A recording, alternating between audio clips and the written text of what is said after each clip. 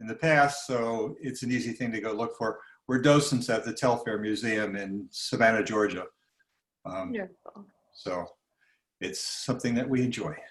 Very cool. Well, so glad you can join us. And Veronica, it's good to see you. Eleanor Harvey beaming in from the Smithsonian in Washington, D.C. Hi, Eleanor. Yeah, how are you? I'm doing fine. Thanks for coming. This is fantastic. It's great to see you. It's good to see you too. I'm going to have to duck out halfway because I'm hosting a Humboldt webinar at 1, but I will stay as long as I can. Don't worry, don't worry. I was at your Humboldt conference the other day on the webpage, at the Smithsonian webpage. It was fantastic. It's going to be nice. They'll all go up there too. Abby, question, does this get archived somewhere? Great question, Eleanor, and it's wonderful to see you again. Yes, so this will be on our YouTube channel within about 24 hours. Yeah. Okay, so what I missed today, I will pick up on when it goes up there. Awesome, thank you. And good luck with your conference. That sounds really interesting. Yeah. It's been going really, really well. We're really happy with the way that people have been asking good questions. So, but you know, I love the fact that you guys pioneered it. I mean, PAFA's Art at Noon was like, that was the gold standard when we first got started thinking about shifting to online. So we wanted to replicate what you guys were doing. That's so sweet of you. Thank you, Eleanor. It was wonderful working with you. And that was, I think that's still our most highly attended program, was the one that you were on. So well, I mean, mastodons, what are you gonna do? yeah, Germany, a whole, yeah. What a story. Yeah. So, yeah. I'll have to tell Anna you popped by. I'm sure she's on her way, but. Awesome. Have you looked at what the McNay is doing in Austin, Texas? They have a weekly Zoom call with over 100 people from all around the world now. But it's very well attended, and it's done very well. Thank you. Yeah, I'm always looking for resources of other institutions that are setting the bar high. So you said McNay in Texas? Yeah, and Kimball actually is joining them as well now. So they're doing a joint thing with Kimball and McNay every week. Very cool. Thank you for sharing that. No problem. I'll definitely check it out. Lovely. I've got a few more folks on the call. Welcome, welcome. You are in the right place for Art at Noon. We'll be getting started in just a minute or two. We want to let folks have time to log on. It's great to see a couple faces on there, besides names on boxes. You're welcome to keep yourself muted, but it's always nice to see people too. Hi from Bloomington. Very cool. I'm from Louisville, Ingrid. So spent a lot of time seeing shows in Bloomington. Oh, in Colombia, of course, I assumed. So for anyone who can't, so you can't hear me? Yeah. Jane, I'm not sure. Sometimes you have to start your system over. Can everyone else hear me? Can I get some thumbs up? Yes. Okay, thank you. Thanks, Yes. Eleanor. Thumbs up. Okay. Where's my thumb? Yeah, Janine, I might recommend, sometimes it's a problem with your computer. Yeah, I would try backing out, reconnecting, also sometimes restarting, but hopefully we'll see you soon. Computers can be so frustrating. Here everybody comes, welcome. I'm gonna check my email one more time to make sure if anyone's locked out.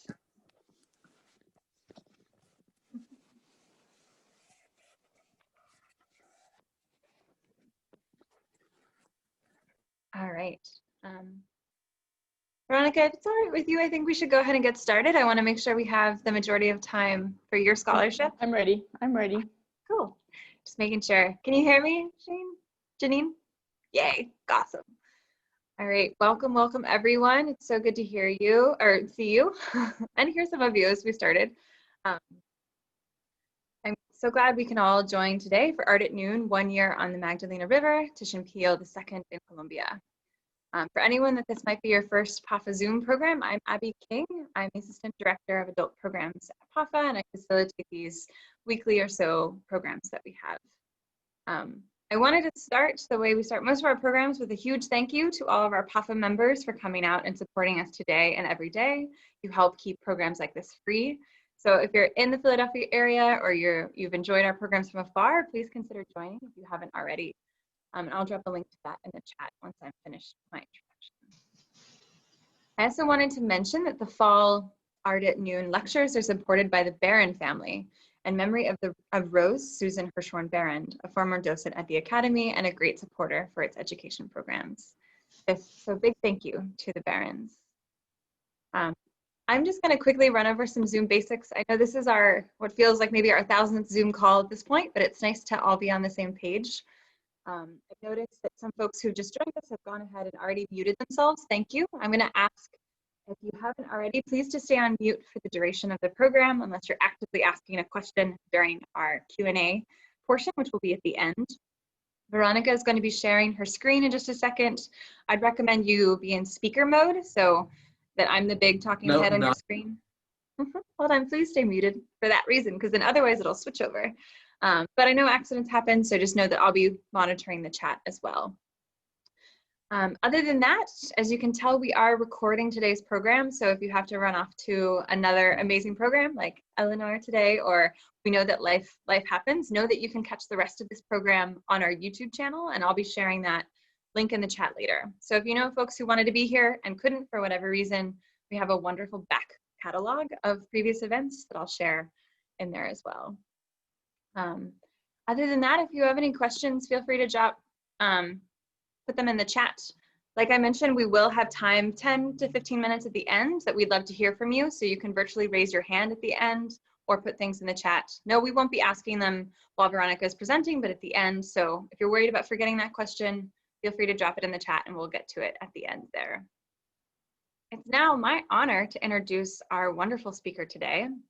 Verónica Uribe has a BFA and an MFA from the Australian National University and a PhD in Humanities from the Universidad Pompeu Fabra of Barcelona. She's an associate professor of art history at the Universidad de los Andes in Bogotá, Colombia, and currently chairs the art history department in the same university. She's published 3 books in Spanish on sketchbooks, traveling painters, and representations of bridges in 19th century Colombia. We are so excited to have you with us today. Thank you for being here, everyone, and I'll turn it over to Veronica. Thank you, Abby. Can you hear me? Yes.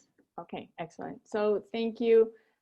Thank you for having me. Thank you for hosting this wonderful program, Abby and PAFA Art at Noon. Thank you. I also arrived at this program when I attended Catherine Manthorn's fantastic conference on Eliza Greatorex. So it's wonderful to be here and to share my screen with everyone who's assisting. And that's so wonderful to see Kathy in the audience with us. Hey, Kathy. I know. Thank you. Yes, there's a lot of well-known faces. Thank you, everyone. So I wanted to share, I was invited by Abby to share this recent work. I published an article recently on Titian Ramsay Peale II in Colombia. And obviously because he was born and raised and lived in Philadelphia, it was interesting for the Art at Noon program to the history of the city. What I'd like to do is just kind of run through this as a kind of a story of a very mysterious sort of voyage, because my findings were maybe not as amazing as I originally thought, but they did become very interesting in terms of the context of the history and what was happening while Titian Ramsay Peale II was here in Colombia for this period of time. I wanted to explain briefly that the title of the talk, "One Year on the Magdalena River," really refers basically to the approximate time that Titian Peale II was here, as he apparently left Philadelphia at the end of the fall of 1830 and is apparently back in Philadelphia by the spring of 1832. So this is why, like, I have the 1830, 1832, but it's really pretty much 1 year that he spent in the Magdalena River and in what was at the time the New Granada territory. Okay. So in order to understand any of these travels and voyages to New Granada at the beginning of the 19th century, it's inevitable to obviously begin by speaking about Alexander von Humboldt. And we have in the audience Eleanor Harvey, obviously with the current exhibition and her book on Alexander von Humboldt and the United States. And the relation, there is a direct relation between Humboldt and Peale, obviously not just through his father, through Charles Willson Peale, but obviously we know that Titian Ramsay Peale II must have been around 5-6 years old when Humboldt came through Philadelphia and met with his father and then left for Washington to confer with Thomas Jefferson, right after having been visiting New Granada and coming through Bogotá in 1801. But it's important to understand that a lot of these, the influence that Humboldt had on many of these travelers had to do with this construction of a landscape, or this American landscape, that we can see through some of the prints that Alexander von Humboldt, that accompanied his text, The Views of the Cordilleras and Monuments of the Indigenous Peoples of the Americas, that he published when he arrived back in Europe. Some of these images, and these two specifically, the Falls of the Tequendama, are relevant to Titian Peale's travels, as I will show you later. And also the passage of the Quindío, the crossing of the Cordillera Mountains from the Magdalena River, the way that these mountains would be climbed from the Magdalena River up to Bogotá. Which was an essential part of traveling during the 19th century in these cordilleras and in the complex geography of Colombia, or what is today the territory of Colombia.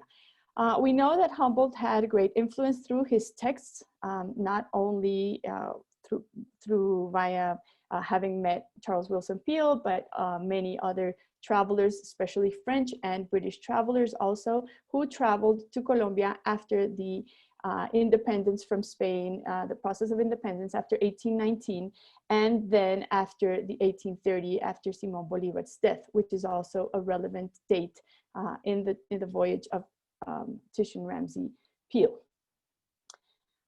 This is more or less the territory that Titian Ramsay Peale would have encountered when he arrived at the end of the 1830s. This is a map of the Great Colombia, the Gran Colombia, of around 1824, which would have included Ecuador, Venezuela, Panama, and Colombia. This was the great nation that Simón Bolivar was trying to unify or keep unified, but which by the 1830s was already starting to kind of crumble. This great dream that he had was starting to tumble, and this is the area that would have been the Gran Colombia by 1824. It's also interesting to understand the geography. Colombia has two very large main rivers, one of them the Magdalena River and the other one the Cauca River, which are divided by three great mountain ranges, the western, the central, and the eastern cordilleras. And the Magdalena River basically runs from the coast of the Caribbean down through between the eastern and the central, the eastern and the central cordilleras, down to the southernmost part of the country.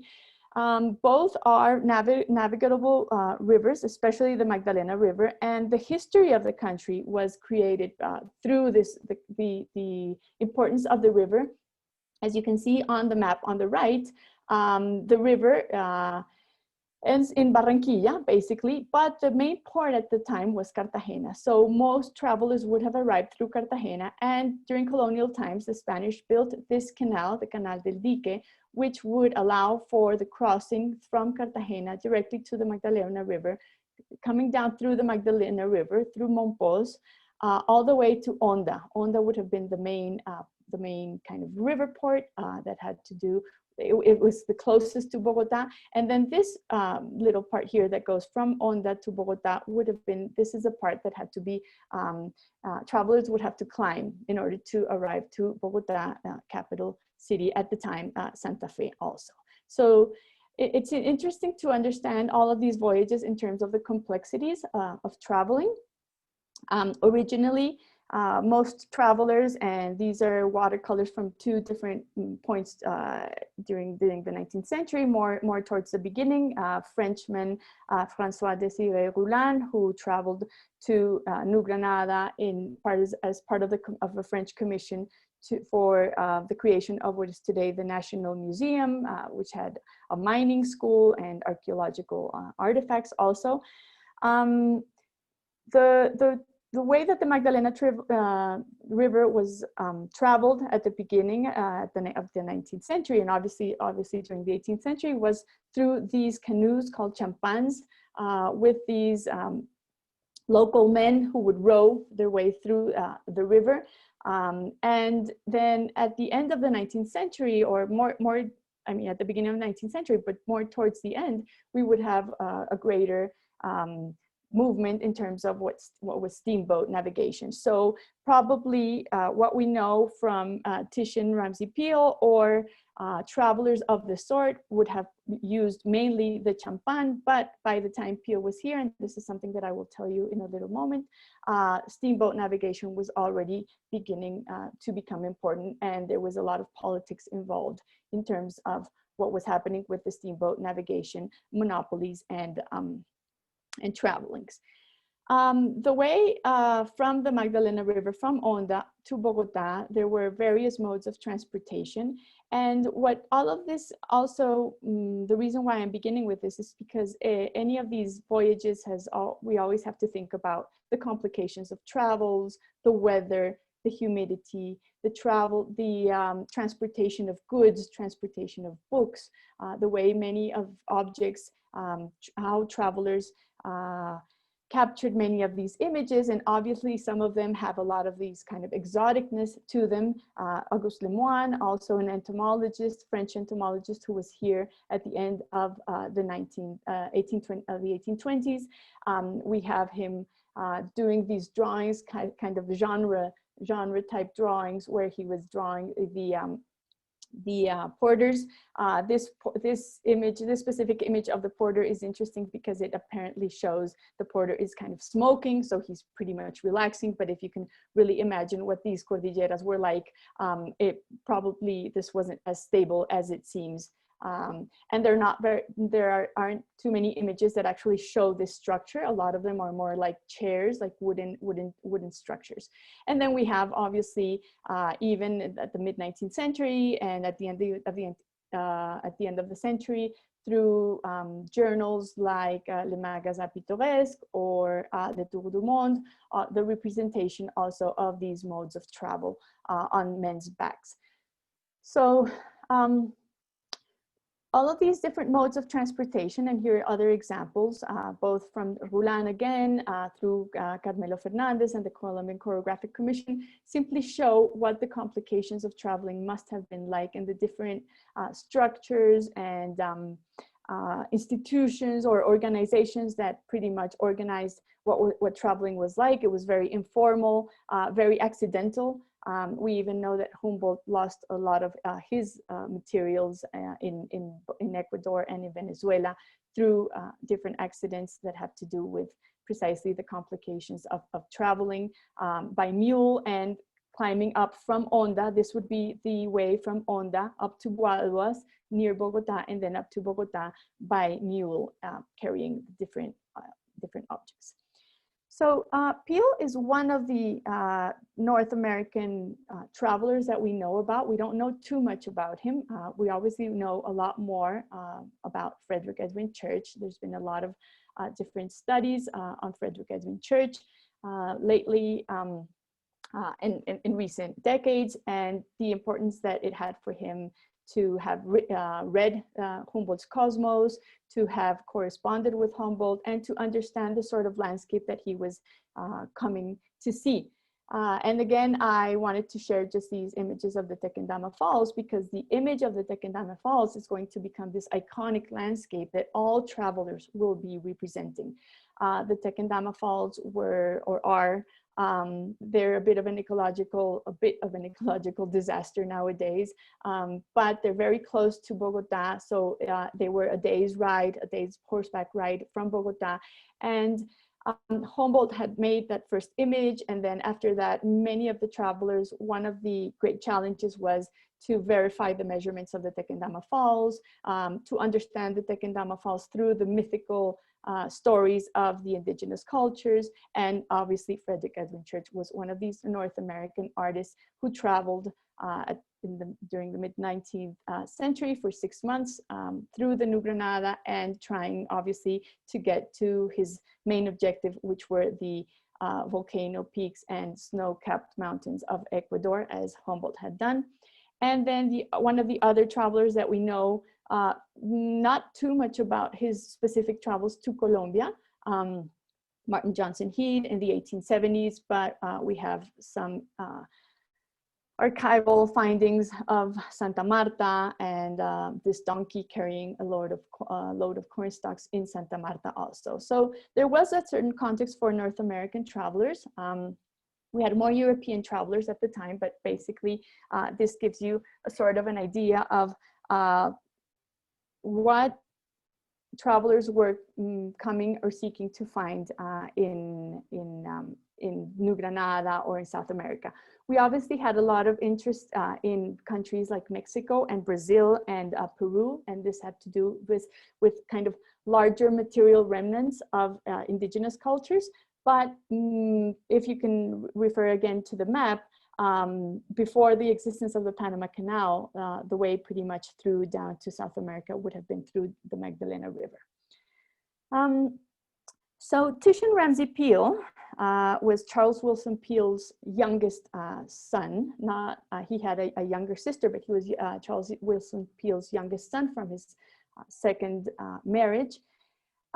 He was a botanist, zoologist, entomologist. He was basically a scientist, and later on he became also an explorer. He was born in Philadelphia Hall, and obviously he grew up in this family of intellectuals, scientists. He knew of his father's, for example, relationship to Humboldt. He grew amongst the museum that Charles Willson Peale was creating and building the collections for the Philadelphia Museum.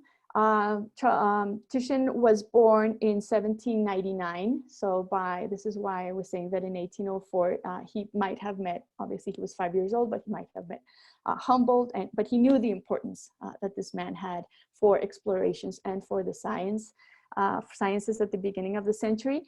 He was born in 1799, and he had a pretty long life. He dies in Philadelphia in 1885. In 1817, he is named a member of the Academy of Natural Sciences. By 1828, he was beginning to, with one of his older brothers, be in charge of the museum when his father dies. And by 1830, in the fall of 1830, he was already the curator of the Philadelphia Museum. And this is when apparently he was proposed to do this voyage to New Granada, of which I will talk about in a little minute. When he comes back from this trip, he becomes a member of the American Philosophical Society, and by 1832, he was director of the Philadelphia Museum. It's also important to understand that Peale participated in several different expeditions, which I will talk about. And what led me to kind of follow through this mysterious expedition,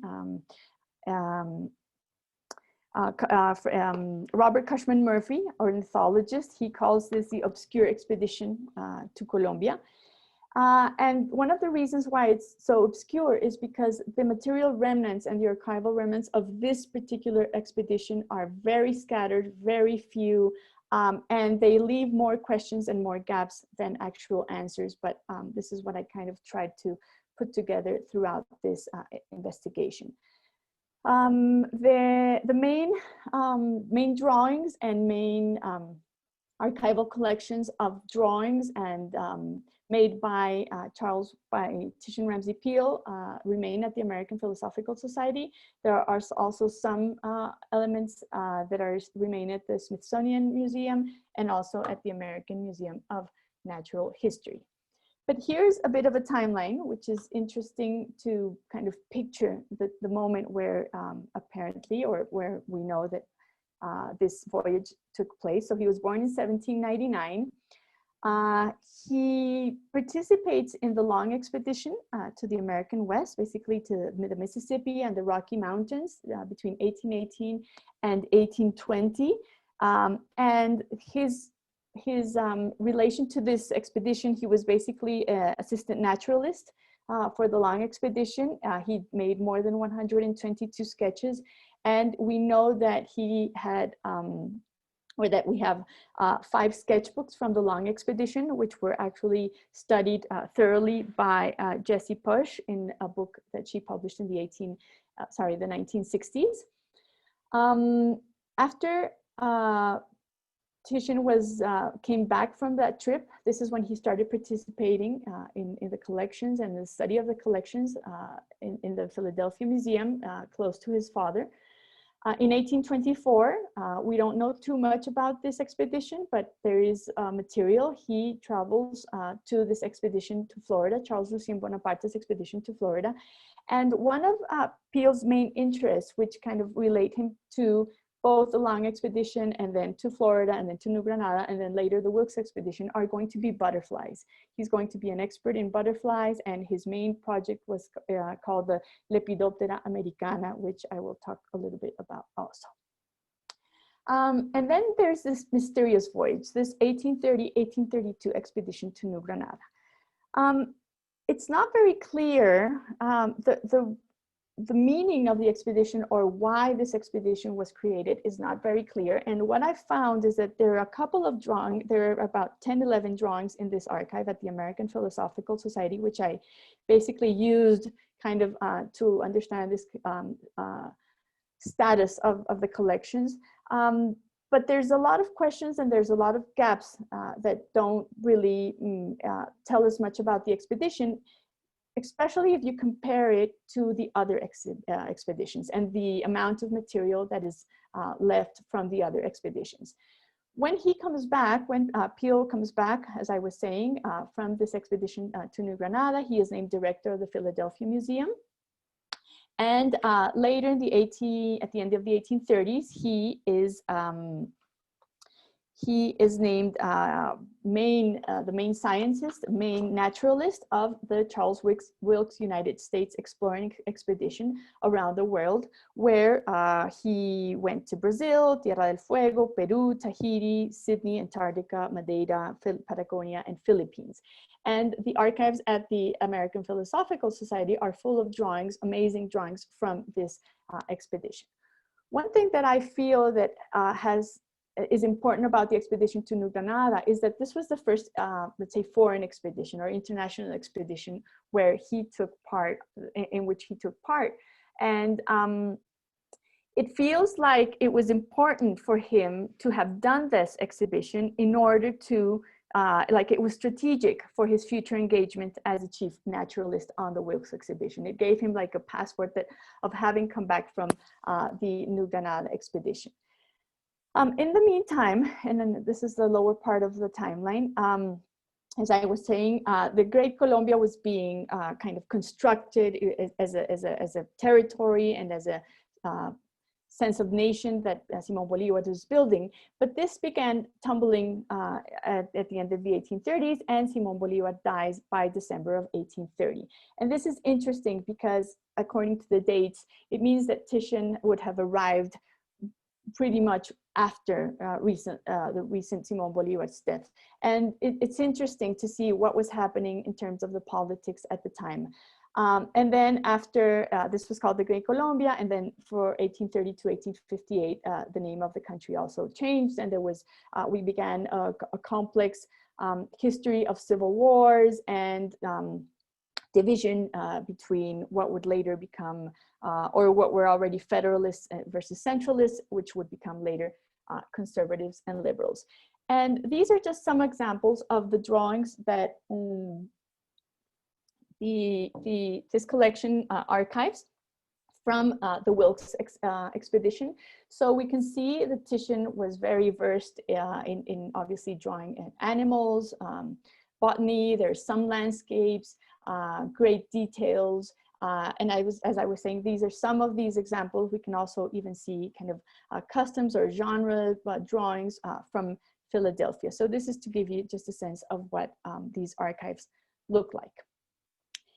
There are bits and pieces of press and archival work that we can use to understand a little bit about this, this voyage, but this specific journal entry refers to the leaving for the Wilkes exhibition.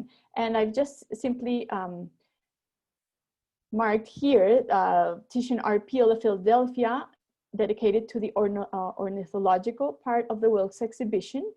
And then he also mentions the Mr. McGigan of Philadelphia, a taxidermist. And it appears to be that this same Mr. McGigan had traveled with Titian to New Granada, as well as Frederick Catherwood, the English artist and explorer, who's more well known, better known for his travels to Mexico, and with William McGigan. So there's bits and pieces that kind of can be built through correspondence. And then the one reason why we do know that Peale did come to this expedition to New Granada is that he writes, and this is also, these are just the only two papers that remain from this text called The Dream of Life.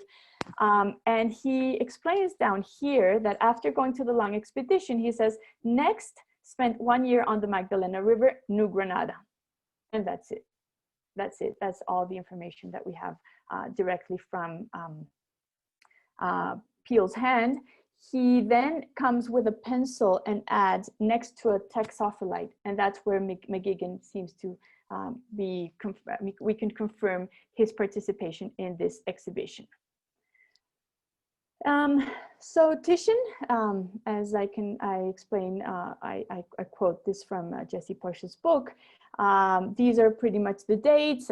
He had, by June 1831, there's a reference in the archives that he had already sent boxes of birds, shells, and fish specimens from the port city of Cartagena. And he was at the mountain city of Bogotá around August 19, 1831. There are no journal entries or remnants that I have been able to find in archives here in Colombia for these dates. Usually foreigners would appear in journals, and the news of foreigners coming through Colombia, artists, scientists would appear in different press, in the press, but I haven't been able to find anything of Peale, which kind of adds on to this mystery of this voyage.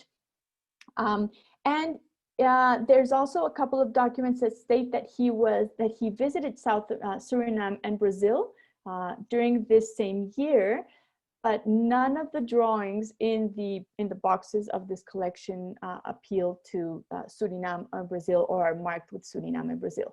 So it's kind of strange, because if he leaves by the fall of 1830, let's say that he would have arrived by let's say at the latest, maybe January of 1831.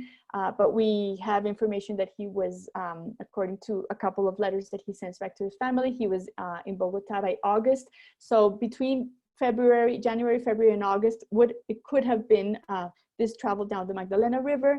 And then at one point he could have gone to Suriname and Brazil and then be back by the spring of 1832. It could be possible, but there isn't much information on this. This is a drawing, which is currently archived at the American Museum of Natural History, which is interesting because it's associated with also a letter by Peale, where he writes to the family that he was stranded on this steamer. But the interesting part in this, sorry, and I forgot here, I had Mr. Silas E. Burroughs here, because I was going to talk about how this expedition was financed, or why this exhibition could have happened.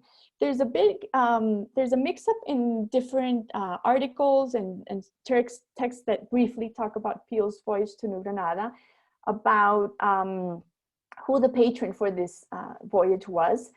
Some texts talk about a Marmaduke Burroughs, and some texts talk about a Silas E. Burroughs. From what I found and from what seems to be certain, both from Jesse Posh's research and also tropical renaissance research by Catherine Manthorne, and then a couple of other scholars, it seems to be Silas E. Burroughs was the patron and for this exhibition, for this expedition. There's the confusion with the Marmaduke Burroughs is that there was also a Marmaduke Burroughs who was also a member of the American Philosophical Society and of the Academy of Natural Sciences. He also gave some collections gave some specimens for these collections, but letters place him in Calcutta in 1830, while Silas E. Burroughs, who was a merchant ship owner, he was a traveler from Connecticut, and he had a line of profitable line of packets, of sailing packets to Cartagena, and he had a great close relation between 1827 and 1835 to different people and different politicians in Colombia. So it seems to be that Silas E. Burroughs was the person who financed this exhibition. There's a letter that I found, an article that I did find here in Archives in Colombia that say that Silas E. Burroughs was a good friend of Libertador Simón Bolivar. He actually gave as a present 2 horses to Simón Bolivar as a token of their friendship. I haven't been able to find any direct letters, but there does seem to be an element that causes more mystery in this expedition. And it's the fact that in 1828, so 2 years before Peale traveled, 2 years before Simón Bolivar died, Simón Bolivar being the president, in 1828, Vice President Santander, who had a complex relationship with Simón Bolivar as president, gave a German citizen called Juan Bernardo Elbers the monopoly for steam navigation on the Magdalena River for 20 years. So Mr. Elbers was the sole person who was in charge of steamboat navigation. And this has a lot to do, obviously, with merchants and commerce and success. Let's say there was a lot of money involved. Mr. Elbers bought this boat, the steamer called Libertador, from Silas E. Burroughs. So this German citizen who was living in Colombia, who had the sole monopoly of steamboat navigation, bought a boat from Mr. Burroughs called the Libertador. In 1829, when the Libertador arrived in Cartagena, Simón Bolivar revoked this monopoly from Mr. Elbers, and Mr. Burroughs repossessed the boat that Mr. Elbers had already bought for him and resold it to a doctor and also intellectual and commercially successful friend of Bolivar, Joaquín de Mier, who was also the owner of the house in Santa Marta where Bolivar died.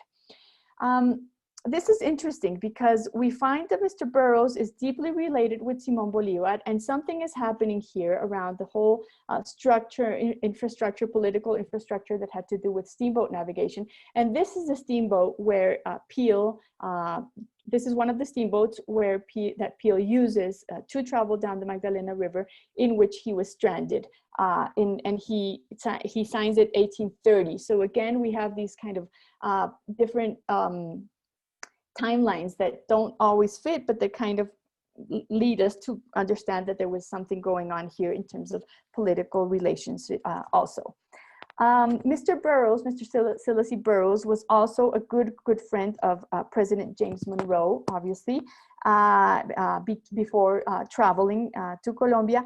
And it does make us think if this voyage of Mr. Silas E. Burroughs could have had something to do with this kind of expansion and Monroe doctrine. But then we are not really sure if Mr. Titian Ramsay Peale was just in for the ride and to bring back specimens for the museum, or what was the relationship exactly between Burroughs, Peale, Simón Bolivar, and what was happening around this time.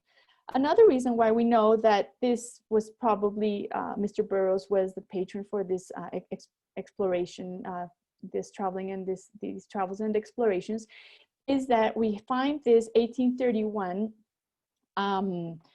arrangement, musical arrangement, and it's titled "I Pity and Forgive: The Last Words of General Simón Bolivar," and it is dedicated, respectfully dedicated, to Mr. Silas E. Burroughs in New York. So we have these relationships. They're not directly, they're not too direct. We can't really find information that will give us this clarity, but something was going on there. And then the other thing that is happening is that we do know that the Peale family had a previous relation to Colombia. And this is a passport of Titian's elder brother, Charles Linnaeus, in 1826, a passport of entry to Colombia via Cartagena. And I don't know what he was doing here. He was a mill keeper, a farmer, a soldier, a sailor, a museum manager. He might have just simply passed through Colombia as part of one of his, in one of the boats where he was a merchant or a sailor. But there was some sort of relationship, or he could have come here and then gone back and told Titian that this was a wonderful place to draw butterflies and insects and different plants. And then this just gives us the relation of Titian Ramsay Peale's kind of the genealogy in terms of his brothers and his artist brothers. This is another bit of information. This is published in spring 1832. Mr. Peale just returned from his voyage to South America and travels in 1831 up the river Magdalena to Bogotá. He has brought a fine zoological collection for the Philadelphia Museum, among which are 500 birds and 50 quadrupeds, which were not there. It is expected that he will publish an account of his zoological travels and discoveries. He asserts the very singular fact that the river Magdalena has no shells, but very few fishes. We don't know where these actual ornithological and zoological collections could have ended. At the same time, well, we do know that the Philadelphia Museum, its high maintenance costs and the inability of the family to keep it running. Most of the collections were sold by 1849 to Mr. P.T. Barnum and Moses Kimball. Some of these collections ended in museums and in New York, Baltimore, and Boston. Some of them were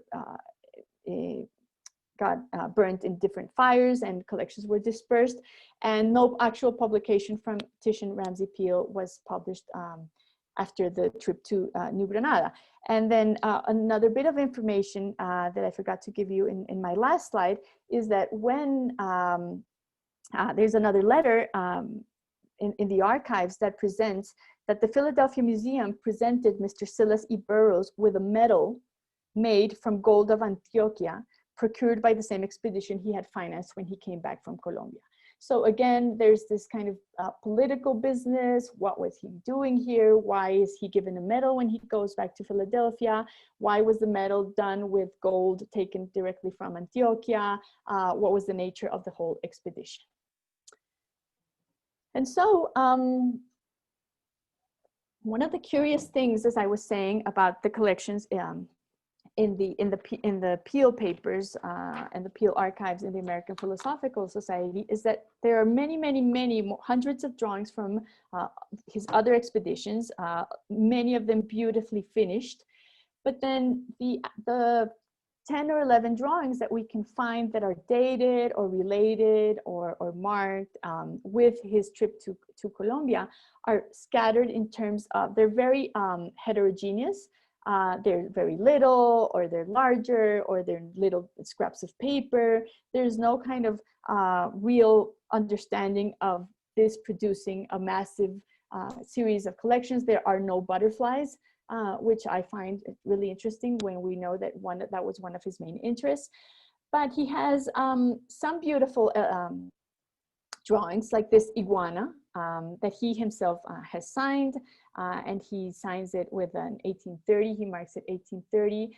This is the same iguana that I have crawling behind my back on my Zoom background. I find it's a beautiful drawing. He uses the very delicate watercolor, the shadowing that he's using for this watercolor. And as you can see, it's not a very large, this might be probably the largest one of the drawings in the archive. This is a really small card. Lizard Magdalena River, and he kind of misspells some of the places. He saw sometimes called Bogotá, or the Magdalena River, South America, 1830. It's placed on cardboard. And so I keep asking myself, if there were many drawings for this expedition, because Peale was a really hard worker, and he has tons and tons of drawings of the long expedition and of the Wilkes expedition. But this is kind of strange. There's just these 11 drawings. I haven't been able to come across any more. And some of them are very delicate, as this grasshopper, again. He goes into the details. He marks it Cartagena, April the 4th. So we can know he's in Cartagena by April the 4th, 1831. And this, again, kind of doesn't allow for much of Suriname and Brazil to have taken place. If he's in Cartagena in April, he's in Bogota in August, and he's in Philadelphia again at the beginning of the 1832. I'm not really sure or at what point he crossed over to Brazil or to Suriname. And again, there are no drawings or letters or any remnants of the archive that can take us to that. The grasshopper also has these beautiful shadows. So he's kind of in the middle. He's this scientist, but at the same time trying to understand what is happening with the different parts of the grasshopper. This is in the back. This is the part of the back. This is where he has marked and signed the drawing, and where all of his different zoological studies and elements of this grasshopper lie. And then here's another bird diagram, which is also part of this collection, this small collection of drawings. He really shows us his scientific side. Obviously, even the iguana seems to be, there's an interest in the color, there's an interest in the texture, whereas here he's basically taking this towards the diagram.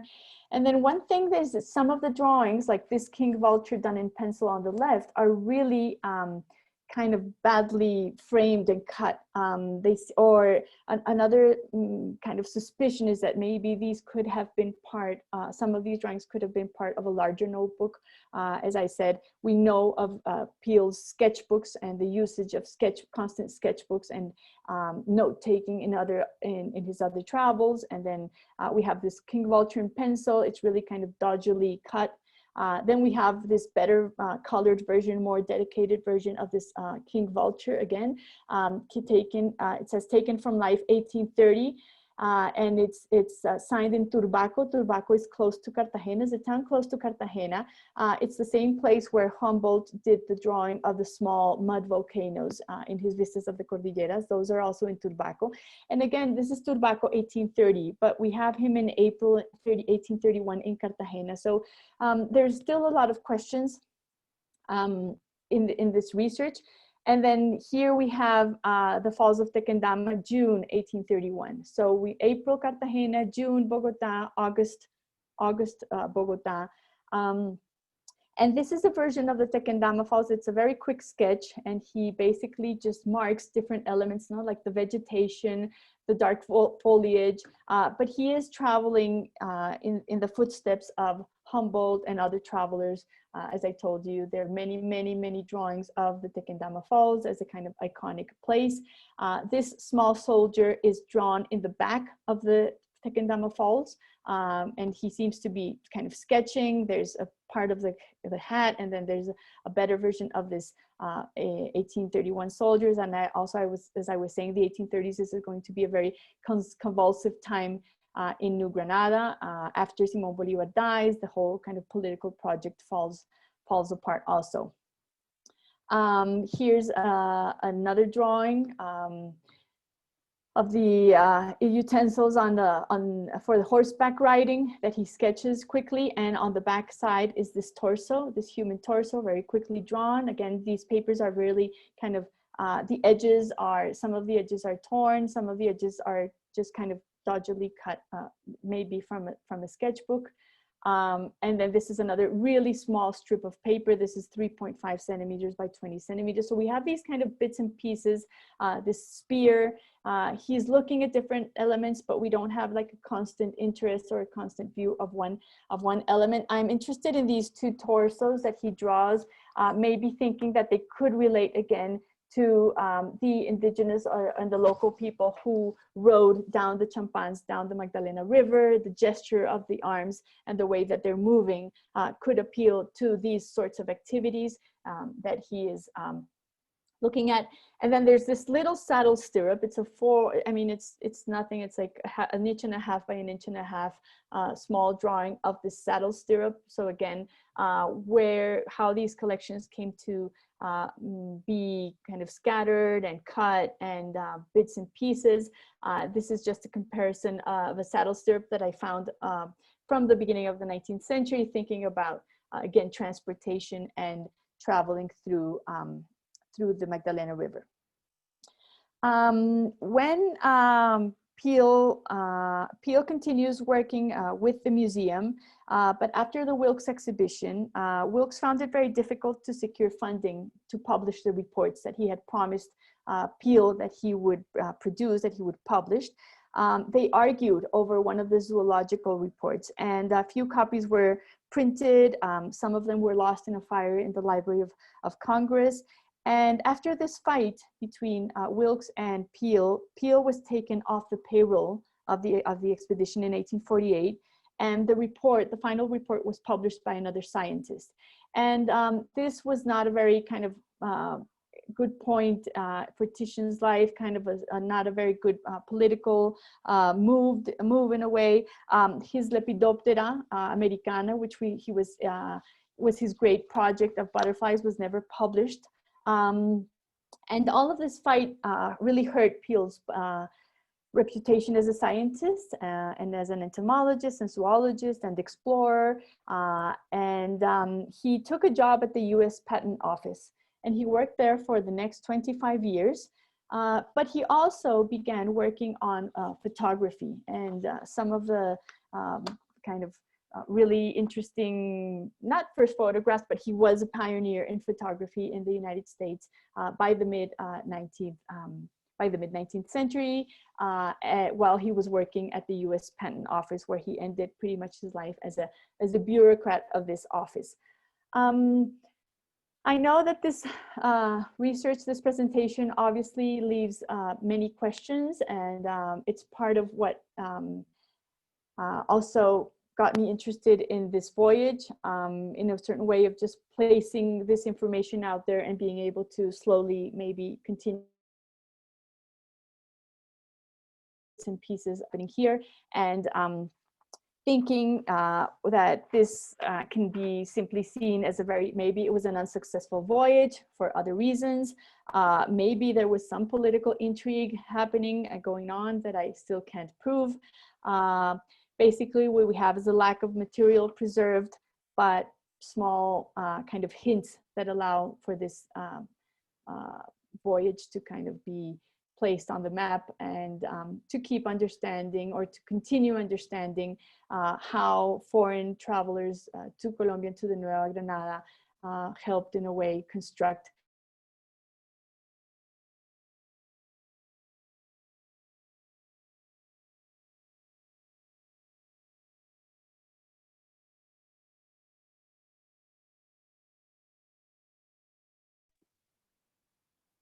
I think we lost you for a second.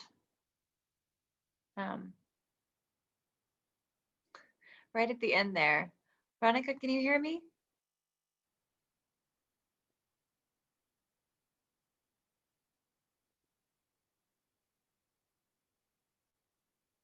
Sorry, everyone. I think we're having some slight technical difficulties. I'm going to ask maybe, Verónica, that we stop your screen share for just a second, so maybe we'll be able to see you. Oh, I think we've lost her. Everyone, she should be joining us again in just a second. I'm glad that didn't happen midway through, and that we got to see, I think, what was all but 1 minute of that amazing voyage. I, for one, hope that we can get her back on the line to ask a few questions about just the mysteries behind this. It's very, very exciting to kind of think about what could happened on that voyage. But thank you all for your patience. If you want to go ahead and drop some questions in the chat while we take this moment, I'm going to check in with our speaker. Yeah, one moment. But again, when she comes back, we should have just a couple minutes. So if you have lingering thoughts about our mysterious voyage, about Peale. One second.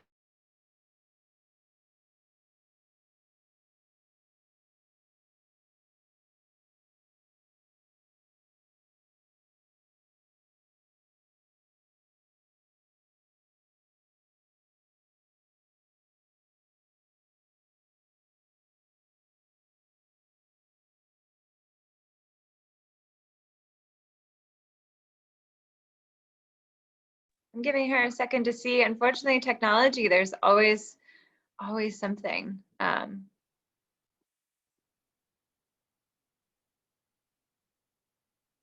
I'm definitely not the scholar that you want to be talking about, Titian Peale, unfortunately.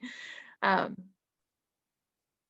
Veronica says she's on her way back. She just had problems with her connection, but that she's connecting back. Thank you so much for logging on. And that's great to know. And that's happened. I'm honestly shocked that I feel like this is our 60th or so program, and this is the first time this has happened to us. So I know that it's par for the course with Zoom. But thank you all for joining and for putting questions in the chat. I'm happy to extend. We've got a few more minutes of the program. As soon as Veronica gets on, we should have some moments. Thanks, Nancy. It's nice to see a fellow alum. And you don't want to hear me just kind of go off on Peale. I'm not a scholar, unfortunately. That's kind of you. I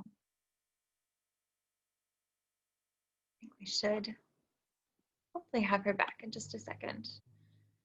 If anyone also, I know we've got other scholars on the call who have done work on this. So if there's folks that have things they were going to share anyway, feel free to unmute or drop things in the chat.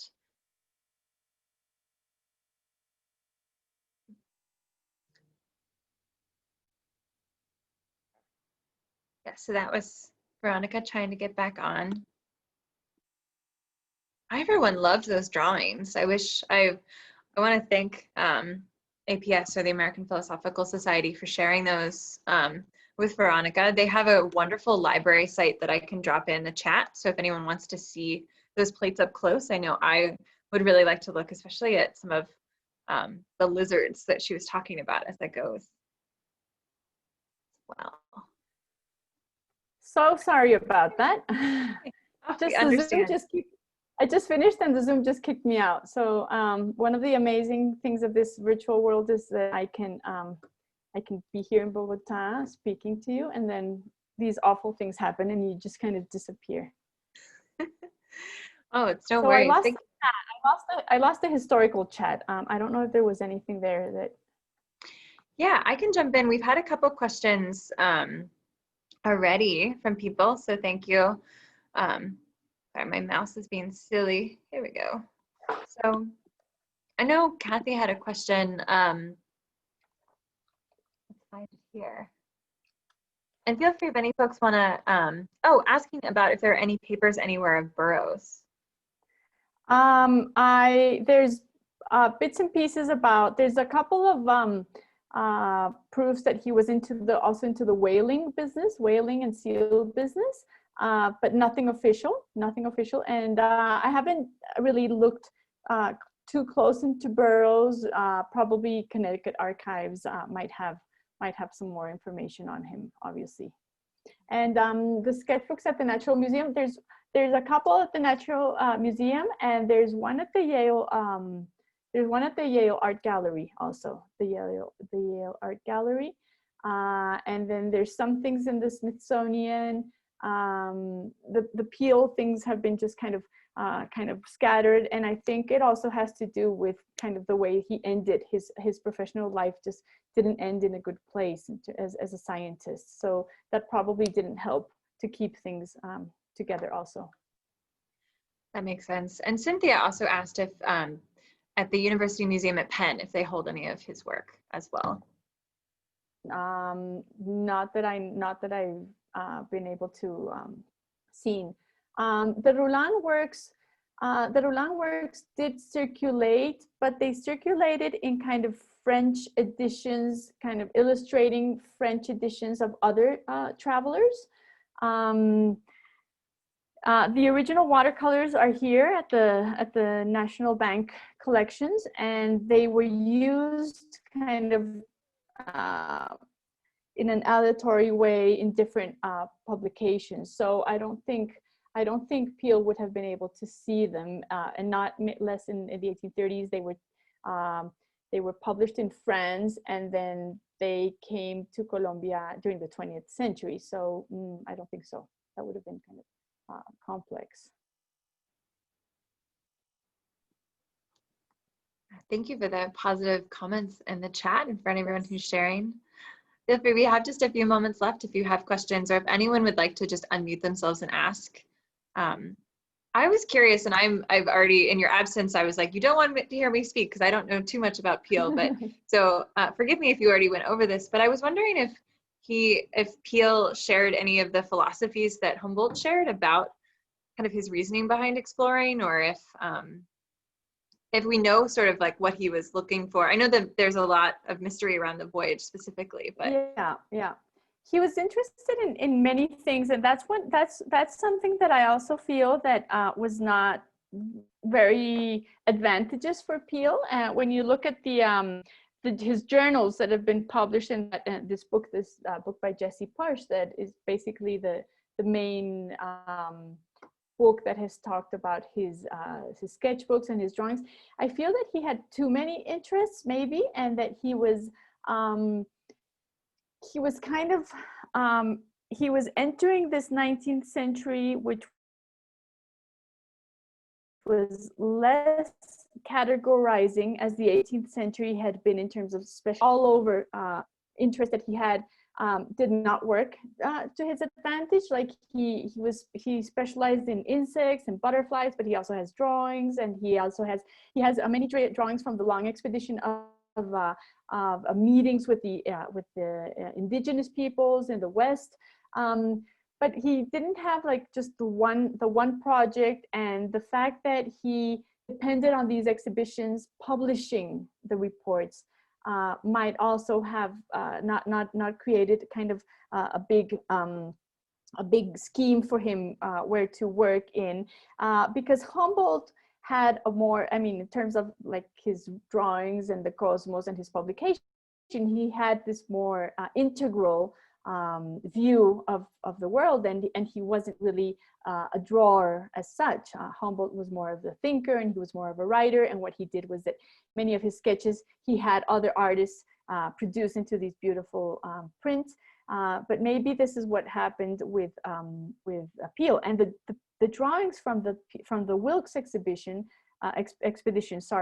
A lot of them are, you can look at them in the American Philosophical Society. If you look for the Peale papers, they're digitalized, like the squirrels that I was showing, and they're beautiful. And it's just, I feel that what happened was that lack of publishing of that report really hurt his reputation, and then his work just ended, just kind of scattered, and then the closing of the museum, and then the surgence of photography and other sorts of expeditions that really kind of changed. But he did know Humboldt's work, and he was probably trying to fit into that idea that he could kind of understand the world through plants, through animals, through people, through landscape, but it never it never really condensed it to a big project. Thank you. Yeah, this was fascinating. So thank you so much for taking us through this mysterious journey, and yeah, I think it's, thank you for coming. Yeah, if anyone doesn't have any last thoughts for our scholar or questions in the chat, I want to thank everyone for being here, and please, on our website is linked to Veronica's scholarship too, if you're interested in checking that out and reading that wonderful article, since I know there's more than just what you could get to in an hour. Oh yeah, so I'll drop that in the chat right now. But and yeah, Veronica, if you want to say any parting words, I'll leave it to you. No, thank you. Thank you for the space again, Abby. Thank you for everyone that was here. I'm sorry about that kind of Zoom kick out. I was kicked out of Zoom just as Peale was kicked out of the Wilkes expedition, and the article I can drop really quickly the link for the article. Sorry, this will take 2 seconds, but thank you again for everyone who was here and were patient. And let's see if we can find more things on Peale soon, but I'm almost, I have the link, here it is. Okay. So this is the link to the article. It's published in the journal for our university, the Art History Journal for our university, but the article is published in English. So that will give you, many of you, access to it. And thank you, Abby, again. Yeah, it was wonderful working with you, and no problem. You came right back on. We're working through technology, so it's wonderful that we can be communicating from Colombia and from Philly. So thank you all for zooming in from wherever you find yourself today. I recommend if you're interested, you can download the chat. That way you'll have the links. It's those 3 little dots there. You can right click that, and we hope to see you again for another PAFA program in the future. I hope you all stay safe until then. And have a great rest of your day. Feel free to unmute yourself on the way out and say goodbye. Love to hear from you. Thank you, Abby. Yeah, thank you. Goodbye.